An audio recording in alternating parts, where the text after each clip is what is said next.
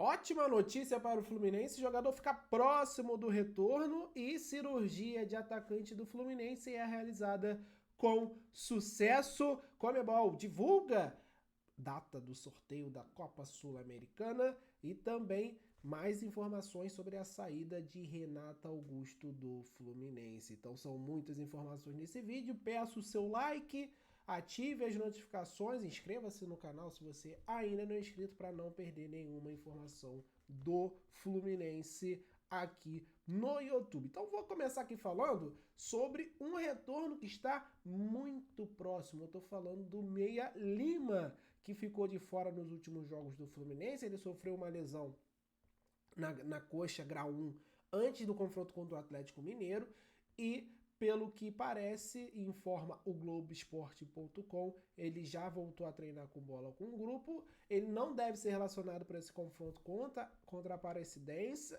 mas assim, tem uma pequena possibilidade por conta dos desfalques do Fluminense, mas a intenção é dar um tempo maior de recuperação a esse jogador, que eu considero importante ao elenco do Fluminense. Pode jogar ali no meio, pode fazer volante, pode também jogar pelo lado do campo. É um coringa ali no elenco do Flu.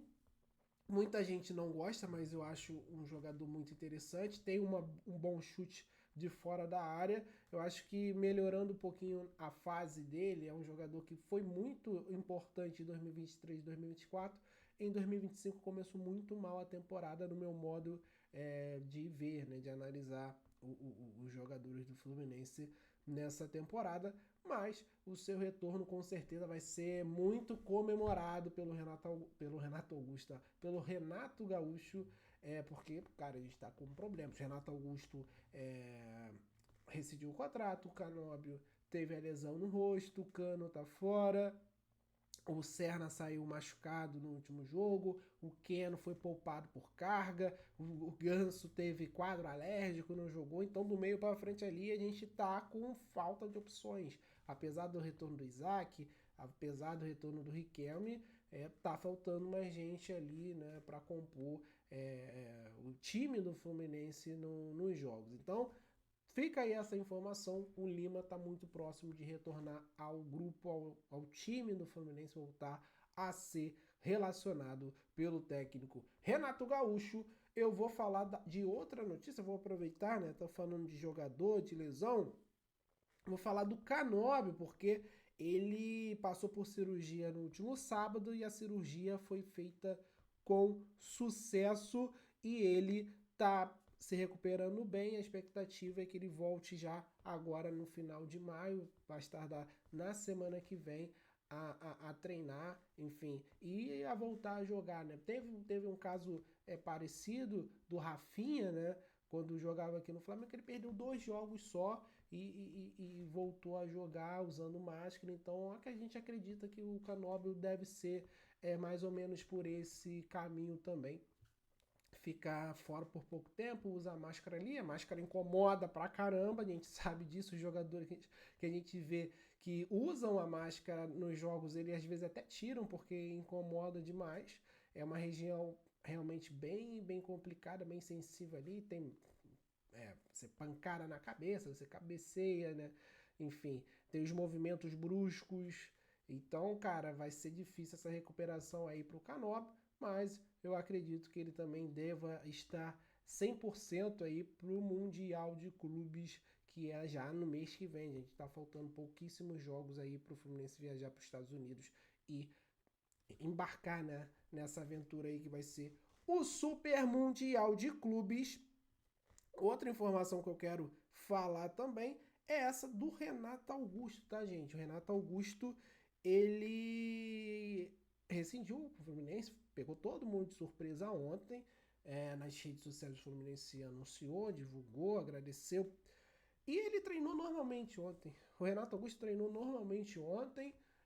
E depois de uma reunião com a gestão ali, com a diretoria, achou melhor, né? Segundo informações do Globo Esporte, ele enxergou que não envia mais evolução dentro do Fluminense, não estava rendendo, e ele abriu mão de salários aí para, enfim, pessoas próximas estão falando que ele está cogitando sim se aposentar, ele não quer negociar com outra equipe nesse momento. Então, assim, eu lamento, porque o Renato Augusto sempre foi craque de bola, não é porque ele jogou mal no Fluminense, ele não conseguiu render, que ele virou ruim, foi um jogador com uma carreira belíssima. Eu acho que isso é um dos problemas do Fluminense. O Fluminense não consegue trazer os grandes jogadores no seu auge, né? O Fluminense, ele sempre traz esses jogadores que tiveram um auge muito bom, são conhecidos, que viram medalhões, né? Já em final de carreira. Vou citar outro exemplo aqui de um jogador que eu sempre quis ver no Fluminense. Ele veio e não rendeu, William Bigode. Cara, o William Bigode sempre foi um bom atacante, sempre foi bom atacante. Se destacou no Figueirense, se destacou no Corinthians, se destacou no Cruzeiro, se destacou no Palmeiras no início da sua passagem. Só que quando ele vem pro Fluminense, ele já estava em declínio técnico, já estava nos seus 30 e tantos anos, né, 35 anos, e não conseguiu render, porque a idade passa, né? O auge dele foi lá atrás, no Cruzeiro, em 2014, 2013. O Fluminense contratou ele para 2022. Então, olha quanto tempo, quase 10 anos depois. Mesmo caso, Renato Augusto, cara. O Renato Augusto jogou muita bola até ali 2022. O Renato Augusto elimina praticamente o Fluminense ali da Copa do Brasil. Aquele confronto da semifinal contra o Corinthians, ele ia acabar com a gente. Faz gol aqui no Maracanã, faz um golaço lá. Então é realmente um cara que veio muito tarde, já sempre teve problema de lesão, é um pouco mais velho e não conseguiu render. Então fica também essa pontuação, né, do Fluminense. Cara, tem que trazer esses caras que tem um auge mais cedo, tentar contratar os caras que estão bem no auge para ajudar mesmo o Fluminense. Não adianta nada. Aí, por exemplo, vamos falar aí, o Rafael Veiga, por exemplo, vou dar um exemplo aqui, teve o seu auge aí no Palmeiras, está muito bem. Aí um dia o Fluminense se interessa pelo Rafael Veiga. Sim, vai ser daqui a alguns anos. Mesma coisa, Everton Ribeiro. Everton Ribeiro sempre foi craque de bola, teve o auge lá no Cruzeiro, no Flamengo. O Fluminense quis ele nesse final de passagem dele no Flamengo, para vir já também com mais idade, um pouquinho mais pro final de carreira, né? Até titular hoje no Bahia, mas não é um jogador mais, né, que decide jogos, assim, é um cara indispensável nas equipes. Por causa da idade, o tempo passou, o tempo passa para todo mundo. Então o Fluminense ele precisa pensar agora antes de contratar, cara. Será que vale a pena contratar certo jogador? Será que realmente a gente precisa desse jogador nesse momento? Ele vai agregar? Então tem que ter esse planejamento, tem que ter essa visão. Às vezes eu sinceramente acho que a diretoria do Fluminense contrata por contratar. Antes das outras informações, quero mandar um abraço para a galera que está sempre acompanhando os vídeos da Central. Um abraço para o Carlos Alberto de São Luís do Maranhão, para o Milton Frank de Ipanema, Minas Gerais, Luiz Miguel de Domingos Martins, Espírito Santo, para o Kleber Vieira do Rio de Janeiro e Júnior Magno de Itaipuaçu. Valeu demais, deixa o seu like, ative as notificações, que sempre é importante para o nosso canal continuar crescendo. O Futebol divulgou nas suas redes sociais a data do sorteio do mata-mata da Copa Sul-Americana, que geralmente é junto com a Libertadores. Então sempre faz esse sorteio conjunto. Primeiro começa com o sorteio da Sul-Americana, depois da Libertadores. Vai ser no dia 2 de junho, anota aí, torcedor tricolor. O Fluminense decide daqui 2 semanas praticamente, né? Vai ser numa segunda.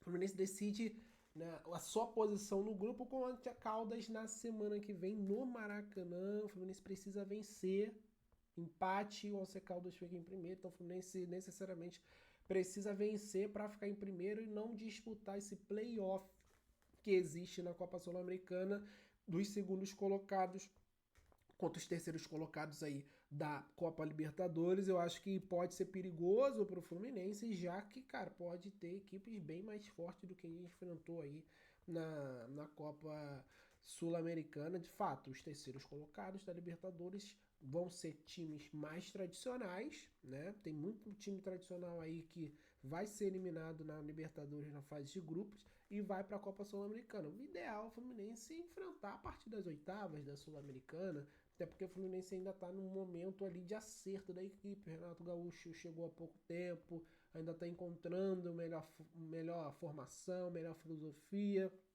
melhor 11 inicial para iniciar as partidas. Então, ainda é um momento de instabilidade do Fluminense. E a gente realmente, de fato, apesar desse playoff ser depois da Copa do Mundo de Clubes, cara, estende um pouquinho, né? Você. Eu sempre tô falando isso aqui, né? Não enche o calendário, teria mais 2 jogos a mais no calendário, se o Fluminense pode não ter. Esse jogo pode trabalhar durante a semana, pode descansar os jogadores. Então, para mim, é obrigação do Fluminense chegar e ganhar do Once Caldas em casa, garantir essa primeira colocação e de fato ficar numa situação bem tranquila para a Sul-Americana, e aí com a janela do meio do ano, ao longo do tempo aí desenvolvendo jogadores voltando, Riquelme, o Hércules foi muito bem contra o Juventude, a gente pode chegar com outro panorama no segundo semestre aí, visando a conquista da Sul-Americana, que é chamado de a grande conquista final, vai ser lá em Santa Cruz de la Sierra, na Bolívia. E a última informação que eu quero falar aqui é do adversário do Fluminense dessa semana, desse meio de semana, da Copa do Brasil. A Aparecidense, o Fluminense vai enfrentar pela Copa do Brasil lá no Mané Garrincha. O time goiano vendeu o seu mando. Então, cara, os caras estão bem na Série D, lógico, é Série D, mas enfim, estão num bom momento. É importante a gente ficar de olho aí, porque eles estão num bom momento. Eles somam 10 pontos, estão na segunda colocação do seu grupo, atrás do Ceilândia. 3 vitórias, um empate e uma derrota. É uma equipe do interior, né? De Goiás, não vai ter grande torcida lá em Brasília, não teria no Serra Dourada, um time do interior, não é um dos times de massa lá de Goiás, a gente sabe, né? Goiás, Vila Nova e também o Atlético Goianiense. Então tem tudo para o Fluminense, campo neutro, maior torcida do Flu, tem tudo para o Fluminense passar bem nessa terceira fase e chegar no mata-mata da Copa do Brasil. Muito obrigado a você que acompanhou esse vídeo até o final. Saudações tricolores, até a próxima. Valeu!